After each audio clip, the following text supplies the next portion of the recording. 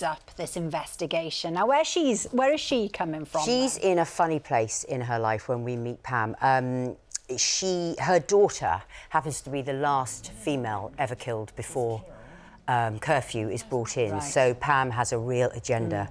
And she's very no-nonsense, doesn't suffer fools, absolutely is convinced that this murder has been done by a man, even though it's between the hours of 7 and 7 a.m. And, of course, from every direction, everyone's saying, no, it can't be, it's curfew, it's got to be a woman, but I know it's a man. And actually, Mandip, not to get confused, because your character, Sarah, that's the role that you play. Yes. But you've said that she's the most complex character that you've ever played. Why is that? For many reasons. I mean, before this role, I tended to play like kids anyway. So once you start playing an adult, and I have a teenager, so there's already issues there, I imagine, from talking to people. But she's just so complicated. Like Sarah, like Pam, she has her own agendas as well as to why she works in the tagging centre, and it all starts to like unravel. But she does a lot of things that I struggled when I read it on paper. I was like, why has she done this, and how do we make this work? So there was a lot of conversations with the director to try and understand, and we just got to a point where we said, if we can understand her whys, then I can start to play it with truth. And a lot of the stuff you will see in the show is a bit like, she's done that, but it's like it just spirals and just gets out of control all the time.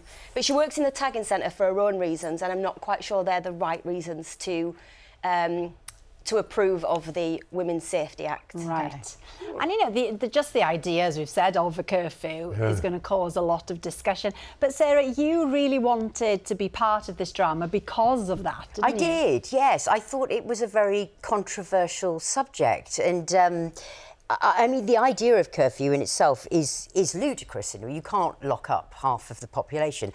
But the argument is quite interesting, and the double standards within that argument are quite interesting. It's sort of horrifying to think that you would lock up, you know, all men. But in the wake of the awful Sarah Everard tragedy, the police sort of said women shouldn't go out after dark on their own, and nobody batted an eyelid. So it's kind of it's a very difficult subject. And I know when we were commissioned, we got quite a lot of aggro, didn't we, on Twitter?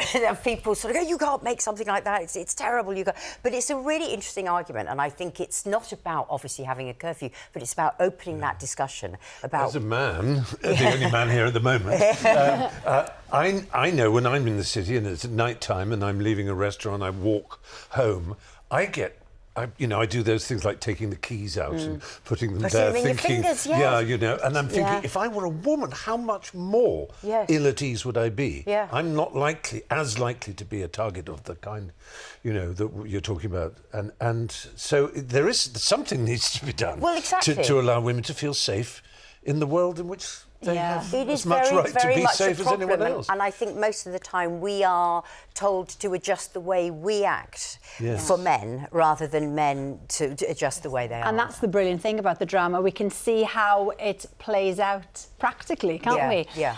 Just quickly, we have to mention DNA Journeys because last night there was a fantastic episode with John Sims, and we won't spoil it. Don't want to give anything away. But if somebody out there hasn't seen it, do watch it. It's great. But you did one with Jimmy Nesbitt. I did. Now, that is a pairing. That's fantastic, but unexpected. Why did you want to take part then? I mean, I think any actor wants to take part. I mean, we're just narcissists, aren't we? So true. You know, desperate to find out more about our, you know, why we are who we are.